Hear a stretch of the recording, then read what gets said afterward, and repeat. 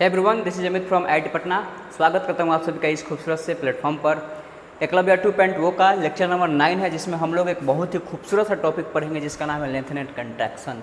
और ये lengthen and contraction आप एक बार पढ़ लेते हैं तो पढ़ने के बाद आपसे जेईई का क्वेश्चन बन जाएगा, नीट का क्वेश्चन बन जाएगा और सीयूईटी का भी क्वेश्चन बन जाएगा। और इस लेक्चर में कुछ पीवाईक्यू भी रखा गया है। इस वीडियो को एकदम ढंग से देखना है और प्रॉपर नोट्स बनाना है। नोट्स बनाने के बाद आप किसी भी प्रकार के क्वेश्चंस को सॉल्व कर लीजिएगा, क्योंकि lanthanide and contraction D&A block का one of the most important topic है। और अगर आप क्लास 11th में होंगे तो ये आपके लिए भी इंपॉर्टेंट है, क्योंकि इसमें पीरियोडिक टेबल के अंतर्गत ये चीज़ आता है, lengthen and contraction. Atomic radius से रिलेटेड ये बात होती है। तो चलिए स्टार्ट करते हैं। सबसे पहले हम लोग देखेंगे एटॉमिक रेडियस कि एटॉमिक रेडियस क्या होता है। एटॉमिक रेडियस देखिए, किसी भी सेल के लिए न्यूक्लियस और आउटर मोस्ट सेल, किसी भी एटम के लिए न्यूक्लियस और आउटर मोस्ट सेल के बीच का जो डिस्टेंस होता है उसको एटॉमिक रेडियस कहा जाता है। क्या लिखेंगे? For any atom distance between nucleus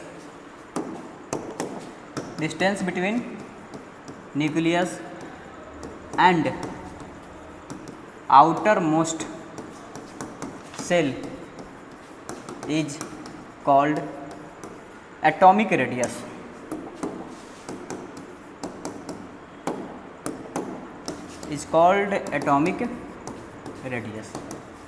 ठीक है, समझ गए होंगे। जैसे कि यहाँ पे न्यूक्लियस है और इस प्रकार से कोई एटम है, तो जो सबसे लास्ट वाला सेल है, इस लास्ट वाला सेल और इस न्यूक्लियस के बीच का जो डिस्टेंस है इसी को क्या कहा जाता है? Atomic radius. ठीक, और यही जब एटम्स आयन में कन्वर्ट होता है तो इसका जो एटॉमिक रेडियस है या तो बढ़ेगा नहीं तो घटेगा। एटॉमिक रेडियस कब बढ़ेगा कब घटेगा? और जब जेईई मेंस या नीट में इस प्रकार का क्वेश्चन दे दिया जाए कि निम्नलिखित में से बताइए कि चारों में से किसका एटॉमिक रेडियस ज़्यादा होगा या एटॉमिक रेडियस का ऑर्डर बताइए, तब उस केस में हमें एक और चीज़ पढ़ना होता है जिसका नाम होता है इफेक्टिव न्यूक्लियर चार्ज। तो यहाँ आपको समझना है इफेक्टिव न्यूक्लियर चार्ज। ठीक है, इसको शॉर्टकट में जेड इफेक्टिव कहते हैं। ये क्या होता है इफेक्टिव न्यूक्लियर चार्ज? तो इसका डिफिनेशन सिंपल सा हम लिखते हैं, the part of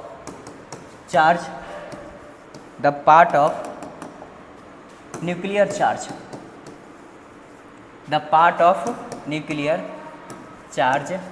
experiences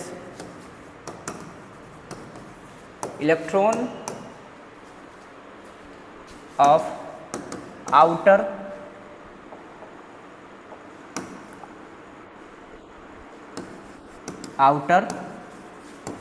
most cell is known as effective nuclear charge.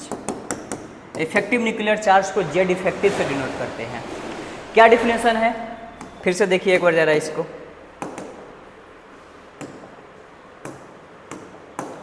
The part of nuclear charge. ठीक, न्यूक्लियस के पास भी चार्ज होता है, किसी भी एटम में जो न्यूक्लियस होता है उसके पास सारा का सारा प्रोटॉन मौजूद होता है। The part of nuclear charge experiences on an electron. और कौन सा इलेक्ट्रॉन? आउटर मोस्ट सेल वाला electron. The part of nuclear charge experiences on an electron of outer most shell is known as effective nuclear charge, और इसको Z effective से denote किया जाता है। मतलब कि लेटेस्ट सपोज मान लेते हैं कि हमारे पास एक एटम है, तो इसके ठीक बीच में यहाँ पे क्या होगा? न्यूक्लियस होगा। और इस न्यूक्लियस से जो सबसे आउटर मोस्ट इलेक्ट्रॉन है, तो इस न्यूक्लियस, ये जो न्यूक्लियस है ना, इसके द्वारा जो हमारा न्यूक्लियर चार्ज है, इस न्यूक्लियर चार्ज को ये जो लास्ट वाला इलेक्ट्रॉन है कितना एक्सपीरियंस कर रहा है, कितना चार्ज को फील कर रहा है, उसी को क्या बोलते हैं? इफेक्टिव न्यूक्लियर चार्ज बोलते हैं। तो ये क्या मतलब हुआ? जितना चार्ज होगा उतना ही इलेक्ट्रॉन को भी मिलेगा? बिल्कुल ऐसा नहीं होता है। उसका किसी भी, जैसे कि मान लेते हैं कि कैल्शियम का एक एटम उठाते हैं, तो कैल्शियम के पास 20 प्रोटॉनिक चार्ज होगा न्यूक्लियस में। तो 20 प्रोटॉनिक चार्ज जो होता है वो सब का सब लास्ट वाला सेल के पास, इलेक्ट्रॉन के पास नहीं जा पाता है। ठीक, क्या होगा कि एक न्यूक्लियस मान लेते हैं यहाँ पर है, ठीक। अब कैल्शियम का ही न्यूक्लियस लेते हैं, तो कैल्शियम का एटॉमिक नंबर होता है 20, इलेक्ट्रॉनिक कॉन्फ़िगरेशन लिखेंगे तो 2,8,8,2।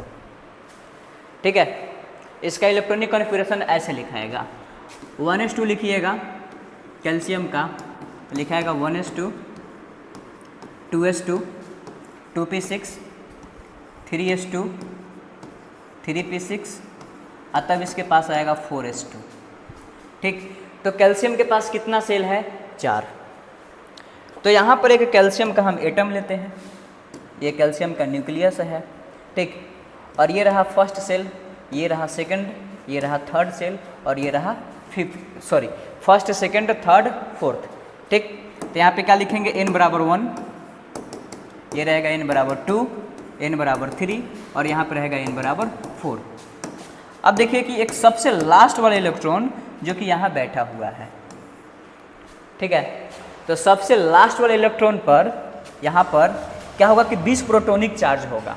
अब 20 का 20 प्रोटोन का जितना चार्ज उस लास्ट वाले इलेक्ट्रॉन को एक्सपीरियंस होगा उसी को क्या बोलेंगे? Effective nuclear charge. ठीक, इसी को क्या बोला जाएगा? जेड इफेक्टिव बोला जाएगा। तो आखिर में हम कहना क्या चाहते हैं? देखिए, मान लेते हैं कि यहाँ पे लास्ट वाले इलेक्ट्रॉन है, मतलब इस लास्ट सेल में जितना भी इलेक्ट्रॉन होगा उस सारे इंडिविजुअल इलेक्ट्रॉन पर इस न्यूक्लियर का जितना भी चार्ज उस पर लगता होगा उसी को जेड इफेक्टिव कहा जाएगा। न्यूक्लियर चार्ज जितना भी उसके पास जा पाता होगा, मान लेते हैं कि यहाँ से 20 प्रोटॉन का न्यूक्लियर चार्ज निकल रहा है, तो 20 का 20 प्रोटॉन का न्यूक्लियर चार्ज इस इलेक्ट्रॉन को नहीं मिलेगा, बीच में डिवाइड हो जाएगा, क्योंकि इस सेल में भी इलेक्ट्रॉन होगा, इस सेल में भी इलेक्ट्रॉन होगा, इस सेल में भी इलेक्ट्रॉन होगा। तो इस 20 प्रोटोनिक चार्ज जो है उसका कुछ एक्सपीरियंस इस सेल वाले इलेक्ट्रॉन को मिलेगा, कुछ इसको मिलेगा, कुछ इसको मिलेगा, तो कुछ ही भाग इसके पास पहुंच पाता है।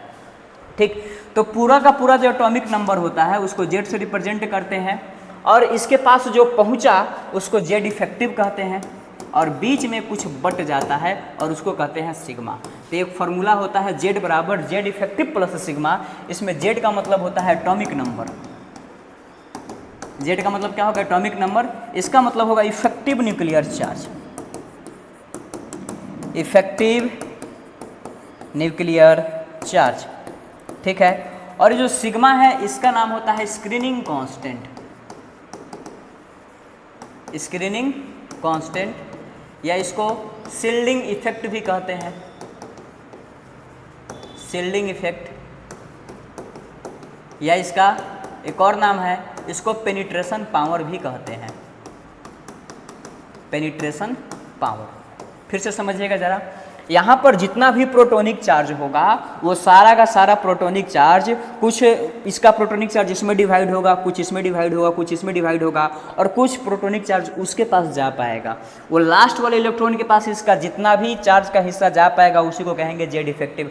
जैसे मान लीजिए कि ये क्लास है, ठीक, और क्लास में एक बेंच का रो ये है, ठीक, ये दूसरा बेंच का रो है, ये तीसरा बेंच का रो है, और ये चौथा बेंच का रो है। ठीक, और मान लेते हैं कि यहाँ पर रिया बैठी हुई है, ठीक, और यहाँ पे राहुल बैठा हुआ है। ठीक है, यहाँ पे सबसे आगे कौन बैठी हुई है? रिया, और यहाँ पे कौन बैठा हुआ है? राहुल बैठा हुआ है। रिया को यहाँ बैठा देते हैं, एक मिनट।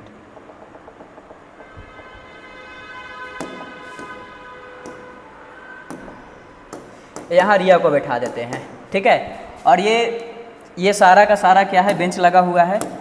अब राहुल यहाँ बैठा हुआ है, ठीक। अब रिया क्या है ना कि रिया राहुल को देख रही है। अब रिया राहुल को प्यार भरी निगाहों से देख रही है, तो जब रिया राहुल को प्यार भरी निगाहों से देखेगी तो रिया का सारा प्यार भरा निगाह राहुल के पास नहीं जाएगा। बीच में सुमित भी बैठा होगा, यहाँ पर नीतीश भी बैठा होगा। तो रिया मान लेती है कि अपने आँख से मान लेते हैं कि जो प्यार का वैल्यू होता होगा वो 100 निकालती है, तो 100 का 100 प्यार का वैल्यू राहुल के पास नहीं पहुँचेगा। सिंपल सा बात है, कुछ नीतीश के पास पहुँचेगा, कुछ सुमित के पास पहुँचेगा, और यहाँ पर कोई और बैठा होगा, यहाँ पर सोनू बैठा होगा, तो यहाँ पर मोनू बैठा होगा, तो सबके पास कुछ ना कुछ जाएगा। तो रिया जो प्यार भरी निगाहों से देख रही है, तो राहुल के पास जितना इसका प्यार का वैल्यू पहुँचेगा वही क्या कहलाएगा? इफेक्टिव न्यूक्लियर चार्ज कहलाएगा। ठीक, तो ऐसे भी आप समझ सकते हैं। देखिए, तो यहाँ से जेड बराबर फॉर्मूला बन गया जेड इफेक्टिव प्लस सिग्मा। तो जेड बराबर हम लिखेंगे जेड इफेक्टिव प्लस सिग्मा। तो यहाँ से जेड इफेक्टिव का वैल्यू क्या आ जाएगा, इफेक्टिव न्यूक्लियर चार्ज का वैल्यू क्या आ जाएगा, जेड माइनस सिग्मा।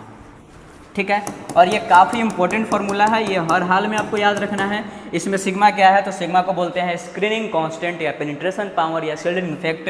तो सिग्मा जो होता है वो एस के लिए सबसे ज़्यादा होता है, तब पी उससे कम डी और उससे कम एफ, यानी कि एस का शील्डिंग इफेक्ट सबसे ज़्यादा होता है। एस का जो शील्डिंग इफेक्ट है ना वो सबसे ज़्यादा होगा। तो एस का जब शील्डिंग इफेक्ट सबसे ज़्यादा होगा तो जेड का जो इफेक्टिव न्यूक्लियर मतलब एस का जो इफेक्टिव न्यूक्लियर चार्ज होगा वो काफ़ी कम होगा। ठीक है, जो मतलब सिग्मा को हम जितना ज़्यादा बढ़ाएंगे जेड इफेक्टिव का वैल्यू उतना ही कम आएगा। तो in the case of S subshell sigma का वैल्यू सबसे ज़्यादा होता है, पेनिट्रेशन पावर सबसे ज़्यादा होता है, तो जेड इफेक्टिव जो है वो काफ़ी कम होगा। तो उस केस में क्या होगा कि जब हम आएंगे एफ़ के पास, तो एफ़ जैसे समझिए कि फटा पुराना हुआ चादर है। एफ़ जो है ना ये बिल्कुल शील्ड नहीं कर पाता है। शील्डिंग का मतलब जस्ट समझ सकते हैं कि बाहुबली मूवी में जो ऐसे दिखाया जाता है, और ये वाला जो होता है वो क्या होता है, दुश्मन से लड़ने के लिए, दुश्मन से बचने के लिए इसका इस्तेमाल करते हैं। तो समझिए कि जेड केवल अपना हाथ का इस्तेमाल कर, जेड नहीं, डी और एफ जो है वो लड़ाई कर रहा है तो तलवार का वार से बचने के लिए केवल अपना हाथ का इस्तेमाल कर रहा है, और एस और पी जो है वो बाहुबली के जैसा यहाँ पर पूरा एक शील्ड कवर किए हुए है और दुश्मन के तलवार के वार से बचने के लिए लिया हुआ है। तो बोल सकते हैं कि एस और पी का जो स्क्रीनिंग पावर या पेनिट्रेशन पावर या शील्डिंग इफेक्ट होता है वो बहुत ज़्यादा होता है, और डी और एफ के बराबर नहीं के बराबर होता है। ये फटा पुराना हुआ चादर के जैसा होता है। ठीक, तो बोर-ब्यूरी मॉडल में रेडियस का फॉर्मूला आया था 0.53 into n square by Z. ठीक, और ये जो फॉर्मूला है ये वैलिड फॉर ओनली 1 इलेक्ट्रॉन, ये केवल और केवल एक इलेक्ट्रॉन के लिए वैलिड था। लेकिन बाद में जब हम पीरियोडिक टेबल में गए तो वहाँ पर रेडियस का फॉर्मूला बन के आया 0.53 into n square by Z effective. यानी कि क्या मतलब हुआ, तो जेड इफेक्टिव का वैल्यू जिसका ज़्यादा होगा उसका रेडियस का वैल्यू उतना ही कम होगा। जैसे जैसे जेड इफेक्टिव बढ़ेगा वैसे वैसे रेडियस कम होगा। और ये जो फॉर्मूला है ये सारे एलिमेंट पे लागू होता है, 1 से लेकर के 118 तक चल जाइए, किसी भी ग्रुप या किसी भी पीरियड में चले जाइए। ठीक, तो देखिएगा जरा पीरियोडिक टेबल में अप टू डाउन की बात करते हैं। तो ग्रुप 1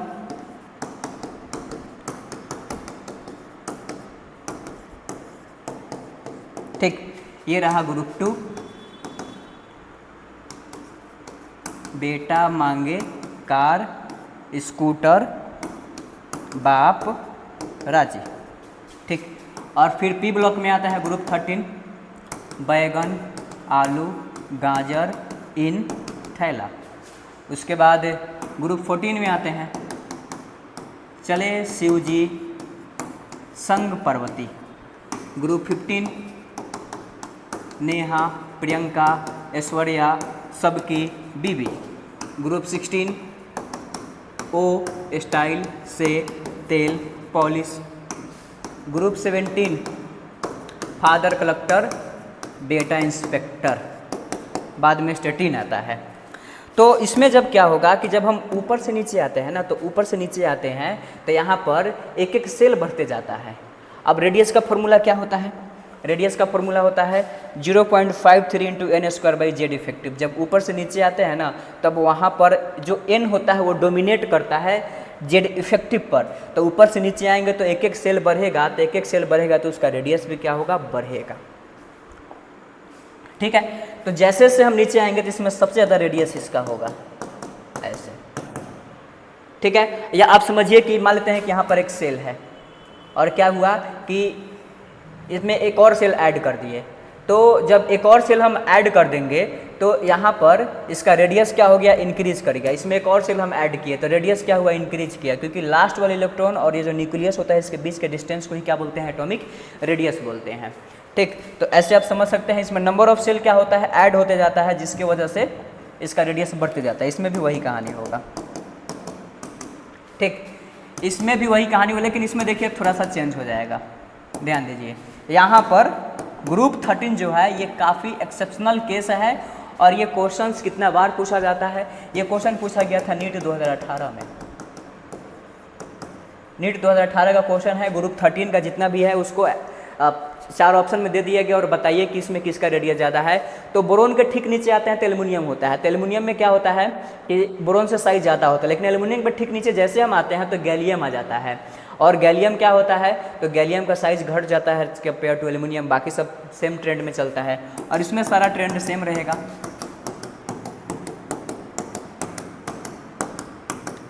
ठीक, तो यहाँ पे लेंथेनाइट कॉन्ट्रैक्शन के साथ साथ आपका एटॉमिक रेडियस का भी कंसेप्ट क्लियर हो जाएगा।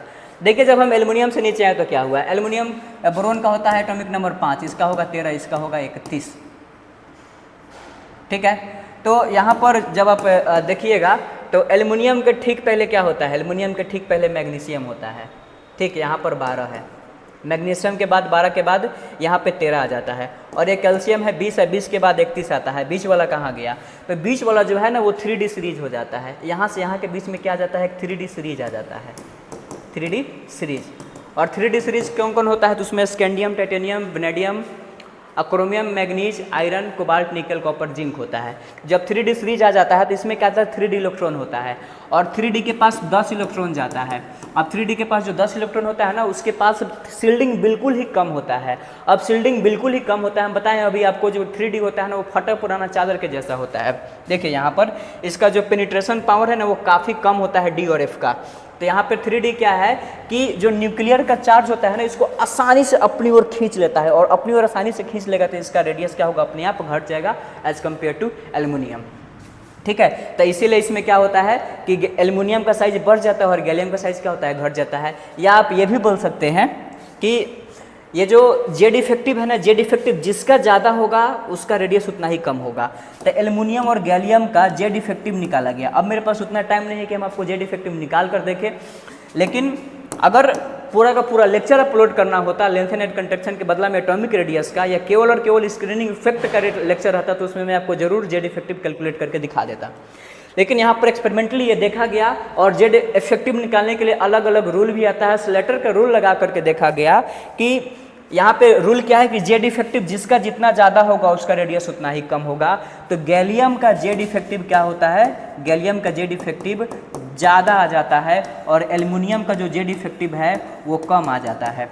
तो एल्युमिनियम का जेड इफेक्टिव का वैल्यू कम होता है, गैलियम का ज़्यादा होता है, तो इसका जेड इफेक्टिव कम है, इसकी वजह से इसका साइज बढ़ जाता है। और गैलियम का जेड इफेक्टिव ज़्यादा होता है, इसकी वजह से इसका साइज घट जाता है। तो यही लॉजिक यहाँ पर देंगे। अब आइए यहाँ, अब यहाँ आइए, ये स्कैंडियम है, एटॉमिक नंबर इसका 21 होता है। ठीक, scandium, titanium, vanadium, chromium, manganese, iron, cobalt, निकल, कॉपर, जिंक। एक मिनट जरा देखिए, पीरियोडिक टेबल में जब अप टू डाउन है तो उसका कहानी हो गया, जब लेफ्ट टू राइट जाएंगे तब उसका कहानी क्या होगा। ठीक है, तो लेफ्ट टू राइट जब हम जाते हैं ना तो जेड इफेक्टिव का वैल्यू बढ़ता है। ठीक है, क्यों बढ़ता है भाई, तो जेड इफेक्टिव का फॉर्मूला होता है, वहाँ से सिग्मा कैलकुलेट करते हैं तब जेड इफेक्टिव निकलता है, जेड में से सिग्मा को घटा देते हैं तब। तो जेड इफेक्टिव बढ़ेगा तो इसका एटॉमिक रेडियस क्या होता है, घट जाता है। ठीक, अप टू ग्रुप 17। तो पीरियोडिक टेबल में लेफ्ट टू राइट जाएंगे तो इन जनरल ग्रुप 17 तक उसका जो एटॉमिक रेडियस है वो घटने लगता है। रीजन क्या है कि उसका जेड इफेक्टिव बढ़ जाता है। तो जेड इफेक्टिव हम कैसे कैलकुलेट करते हैं, तो जेड इफेक्टिव कैलकुलेट करने का फॉर्मूला है जेड माइनस सिग्मा। ठीक, और स्लैटर के नियम से इसको सॉल्व करते हैं हम लोग, स्लैटर्स रूल।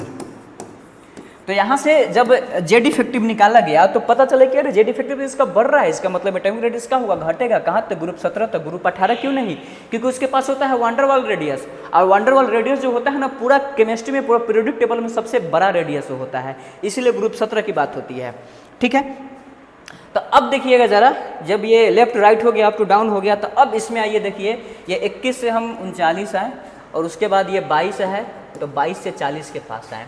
तो स्कैंडियम से इट्रियम के पास आएंगे तो इसका साइज बढ़ेगा, टाइटेनियम से जिरकोनियम के पास आएंगे तो इसका साइज बढ़ेगा। ये सारा साइज बढ़ता है। ठीक है, क्योंकि ऊपर से नीचे आ रहे हैं तो साइज क्या हो जाएगा, बढ़ेगा।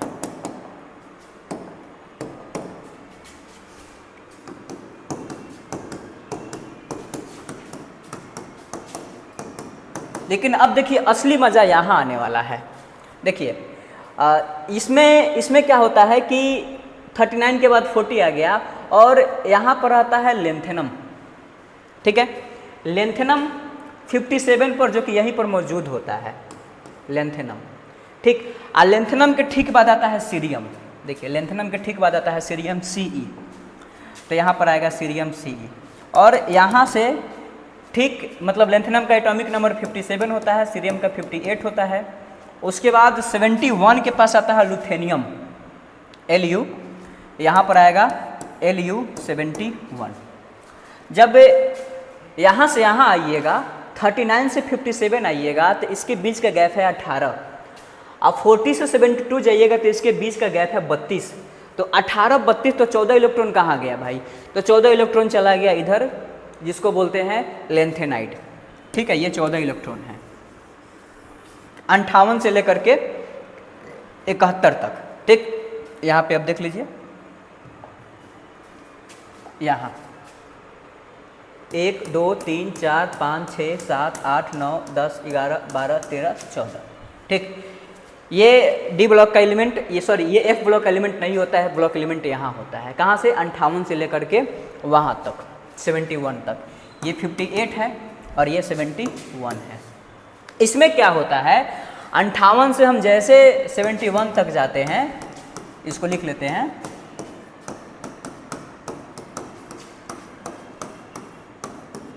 तो इसको क्या कहा जाएगा? इसको कहा जाता है लेंथेनाइड। अब ये पूरा का पूरा सीरीज लेंथेनाइड है, लेकिन जैसे जैसे हम 58 से 71 के पास जाते हैं तो इसका जो एटॉमिक रेडियस है वो स्लाइटली डिक्रीज करने लगता है, कॉन्ट्रैक्ट हो जाता है, सिकुड़ जाता है। तो 58 से जैसे हम 71 के पास गए तो इसका लेंथेनाइड सिकुड़ गया, और इसी फिनोमिना को लेंथेनाइड कॉन्ट्रैक्शन कहते हैं। इसी फिनोमिना को क्या कहते हैं? Lanthanide contraction. तो इसका डिफिनेशन क्या लिखेंगे कि इन लेंथेनाइड्स सीरीज कहाँ से कहाँ तक? तो from cerium to lutetium, cerium to lutetium, atomic radius slightly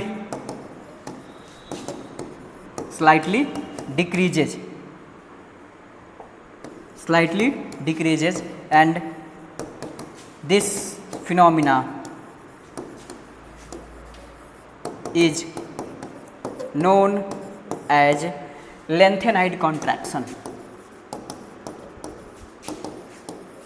Lengthenide contraction। ठीक है, तो अब देखिए असली मजा अब आएगा। इसमें क्या बोल दिया गया कि किसी भी बोल रहे हैं जो लेंथेनाइड सीरीज होता है 58 से लेकर के 71 तक, जैसे हम 58 से 71 के पास जाते हैं तो इसका एटॉमिक रेडियस स्लाइटली डिक्रीज करने लगता है, क्योंकि इलेक्ट्रॉन का सील्डिंग किस में हो रहा है? 4f में हो रहा है, 4f में हो रहा है। तो 4f मतलब f जो सबसेल होता है एकदम फटा पुराना होता है, उसका सील्डिंग बहुत कमजोर, एकदम घटिया किस्म का उसका सील्डिंग होता है, समझे एकदम फटा चिथरा हो गया है। तो क्या करता है कि न्यूक्लियस जो है यहाँ 4f रहता है, तो न्यूक्लियस क्या करता है कि इफेक्टिव न्यूक्लियर चार्ज उसको अपनी ओर खींच लेता है, तो खींच लेता है, उसका जेड इफेक्टिव बढ़ जाता है। तो जेड इफेक्टिव बढ़ते जाता है, हम यहाँ से यहाँ तक आते हैं तो जेड इफेक्टिव क्या होगा? बढ़ते जाएगा। जेड इफेक्टिव बढ़ते जाएगा तो इसका रेडियस क्या होगा? स्लाइटली डिक्रीज करते जाएगा, और इसी फिनोमेना को क्या कहते हैं? लेंथेनाइड कॉन्ट्रैक्शन कहते हैं। ठीक है, तो जब यहाँ से लेंथेनाइड में क्या हुआ कि जब हम ऐसे गए तो क्या हुआ कि यहाँ से लेकर के यहाँ तक इसका एटॉमिक रेडियस घटते गया। तो कितना बार घटा? तो 14 बार घटते गया, और 14 बार इतना घट गया कि जिरकोनियम से हॉफनियम के पास आते समय हॉफनियम का रेडियस ज़्यादा होना चाहिए था, लेकिन ये लेंथेनम जो है, लेंथेनम से लेकर के मतलब ये जो सीरियम से लेकर के लुथेनियम तक जब हम गए हैं तो इसका एटॉमिक रेडियस इतना ना घट गया कि ये जो हॉफनियम है वो लगभग जिरकोनियम के बराबर होने लगा। ठीक है, हॉफनियम किसके लगभग होने लगा? जिरकोनियम के बराबर होने लगा। समझिए, सीरियम का एटॉमिक नंबर 58 होता है, लुथेनियम का एटॉमिक नंबर 71 होता है। तो सीरियम से जब हम लुथेनियम की ओर जाते हैं ना तो 4f में इलेक्ट्रॉन जाता है। अब 4f में इलेक्ट्रॉन जो 14 इलेक्ट्रॉन होता है ना, उसका सील्डिंग एकदम बकवास होता है, एकदम घटिया लेवल का होता है, उसका सिग्मा का वैल्यू काफ़ी कम होता है। तो क्या होता है कि न्यूक्लियर जो है ना इलेक्ट्रॉन को एकदम अपनी ओर आराम से खींच लेता है, तो उसका जेड इफेक्टिव बढ़ जाता है, और जेड इफेक्टिव बढ़ जाता है तो उसका रेडियस घटते चला जाता है। तो यहाँ से यहाँ तक आने में कितना बार रेडियस घट गया? 14 बार घट गया। जब 14 बार घट गया ना, जब यहाँ पे आए तो इतना ना घट गया, इतना ना इतना घट गया कि ये जिरकोनियम के रेडियस के बराबर होने लगा, लगभग बराबर होने लगा। लेकिन अब्सोल्यूट देखा जाए तो हॉफनियम का थोड़ा सा रेडियस ज़्यादा होता है किससे, जिरकोनियम का। वही यहाँ पर भी कहानी होता है, ठीक है, वही कहानी यहाँ पर भी होता है एंड वही कहानी यहाँ पर भी होता है। ये सब का रेडियस क्या होता है, एक दूसरे के बराबर होने लगता है, ठीक है। कितना बार पूछा गया है कि प्लेटिनम और प्लेटिनम का रेडियस एक दूसरे के लगभग बराबर क्यों आता है, रीजन क्या होगा, लेंथेनाइड कॉन्ट्रैक्शन होगा, ठीक है। कितना बार क्वेश्चन पूछा गया है कि मोलिब्डेनम और ये जो टंगस्टन है ये दोनों का रेडियस लगभग बराबर क्यों आता है, तो रीजन क्या होगा, लेंथेनाइड कॉन्ट्रैक्शन होगा। सिल्वर और गोल्ड का रेडियस लगभग बराबर क्यों आता है, तो आंसर क्या होगा, लेंथेनाइड कॉन्ट्रैक्शन होगा। कैडमियम और मरकरी का रेडियस लगभग बराबर क्यों होता है, तो लेंथेनाइड कॉन्ट्रैक्शन। अगर रेडियस बराबर है तो ये सब क्या करता है कि अपना केमिकल प्रॉपर्टीज भी एक जैसा शो करता है, ठीक है। एजी और एयू का केमिकल प्रॉपर्टीज एक जैसा होता है, कैडमियम और मरकरी का एटॉमिक प्रॉपर्टीज केमिकल प्रॉपर्टीज एक जैसा होता है, तो इसका रीजन क्या है, लेंथेनाइड कॉन्ट्रैक्शन। सबका रीजन क्या होगा, तो लेंथेनाइड कॉन्ट्रैक्शन। होप से आपको लेंथेनाइड कॉन्ट्रैक्शन समझ में आया होगा, ठीक। तो अब देखिए इसको एक बार अच्छा से रिकॉल कर लेते हैं। देखिए लेंथेनाइड कॉन्ट्रैक्शन क्या है भाई,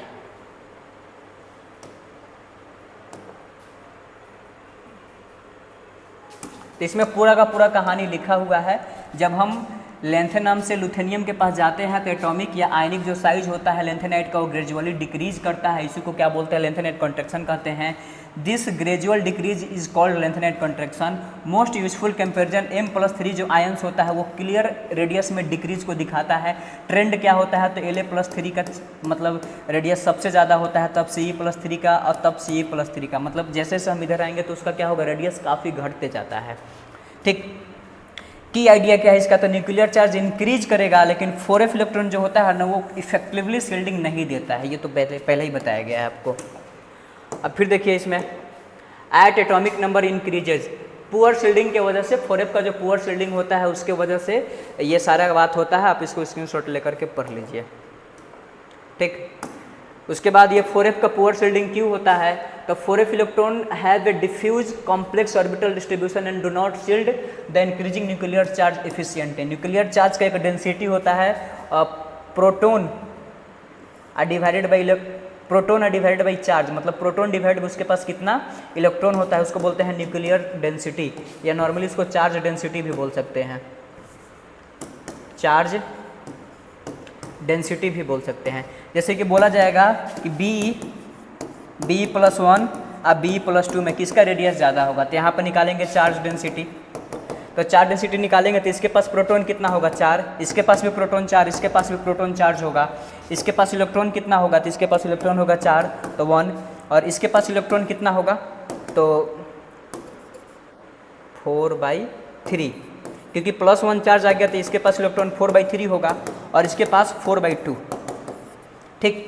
तो देखिए तो किसका चार्ज डेंसिटी सबसे ज़्यादा आया, तो उसका आया, तो इसका चार्ज डेंसिटी सबसे ज़्यादा है, मतलब इसका इफेक्टिव न्यूक्लियर चार्ज सबसे ज़्यादा है, और जिसका इफेक्टिव न्यूक्लियर चार्ज सबसे ज़्यादा होता है उसका रेडियस उतना ही कम होता है, तो इसका रेडियस सबसे कम होगा तब ये। अब हमारे तो ये क्वेश्चन पूछ गया O-1 O-2, इसमें बताइए किसका रेडियस सबसे ज़्यादा होगा। तो देखिए जिसमें चार्ज सबसे कम होता है ना उसी का रेडियस सबसे ज़्यादा होता है, तो इसका चार्ज सबसे कम है तो इसका रेडियस ज़्यादा होगा, ठीक है। +2 है, चार्ज सबसे ज़्यादा है तो उसका रेडियस सबसे कम होगा और उसका रेडियस सबसे कम होगा, ठीक है। चार्ज सबसे ज़्यादा है उस पर तो उसका रेडियस सबसे कम होगा। एक मिनट, तो चार्ज सबसे ज़्यादा इस पर है, O पर 0 चार्ज है तो इसका रेडियस, इसका जेड इफेक्टिव का वैल्यू सबसे ज़्यादा है तो इसका रेडियस सबसे कम है तो इसका रेडियस सबसे कम होगा, इसका बढ़ जाएगा, क्योंकि यहाँ पे हम निकालेंगे चार्ज डेंसिटी और उसकी सहायता से हम देखेंगे, ठीक। उसके बाद कॉन्सिक्वेंस क्या है, तो LaOH3 का और LeOH3 का +3 वाला जो होता है, जिरकोनियम और हॉफनियम जो होता है एक दूसरे के बिल्कुल सिमिलर हो जाता है। और उसके बाद हाइड्रोक्साइड बेसिसिटी है, ये सब किसके जैसा होता है, मतलब ये सब किसके वजह से होता है, लेंथेनाइड कॉन्ट्रैक्शन की वजह से होता है। उसके बाद क्विक जेई का रिवीजन है, 4f का जो होता है ना पुअर शील्डिंग होता है उसी के वजह से पूरा का पूरा लेंथेनाइड कॉन्ट्रैक्शन आता है। ये जेई का PYQ है, lanthanide contraction is mainly due to, किसकी वजह से होता है, तो 4f शील्डिंग पुअरली, मतलब कि जो पुअर शील्डिंग होता है 4f इलेक्ट्रॉन का, उसके वजह से ये होता है। Next question, which pair has very similar atomic radii due to lanthanide contraction. तो जिरकोनियम और हॉफनियम जो होता है ये बिल्कुल एक जैसा अपना बिहेवियर को शो करता है। क्यों? लेंथेनाइट कॉन्ट्रैक्शन की वजह से, क्योंकि दोनों का रेडियस सेम होता है, जिरकोनियम और हॉफनियम। ठीक, ये क्वेश्चन काफ़ी पॉपुलर है। इसका डिक्रीजिंग ऑर्डर बताना है आयनिक रेडियाई का, अभी ठीक पहले बताया गया है। ठीक है, सबसे ज़्यादा क्या होगा? तो सीरियम का होगा, तो ऑप्शन सी करेक्ट हो जाएगा, सॉरी बी, लेंथेनम का। लेंथेनम के बाद तब सीरियम आता है।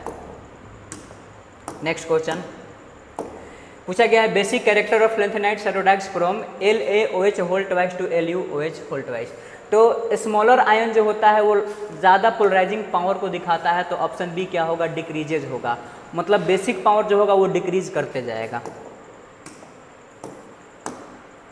Next question, which statement is correct. तो इसका ऑप्शन सी करेक्ट होगा। ऑप्शन पढ़ के अपना निकलते जाइए। लेंथेनाइट कॉन्ट्रैक्शन जो होता है वो जिरकोनियम और हॉफनियम को सिमिलर बना देता है। ठीक, उसी प्रकार से ये क्वेश्चन है, यहाँ पे La पे +3 Lu पे +3 आयनिक रेडियस है, वो क्या करेगा? ओवरऑल डिक्रीज कर देगा। एकदम सिंपल सा बात है। ये लेंथेनम है और ये लुथेनियम है। Next question, the similarity between zirconium और hafnium is mainly because of, क्या हो जाएगा? लेंथेनाइट कॉन्ट्रैक्शन हो जाएगा, ऑप्शन बी। ये सब कहीं ना कहीं PYQ है जेई का। ठीक, एक और क्वेश्चन है, which is not a consequence of lanthanide contraction. Similarity ये तो बिल्कुल है।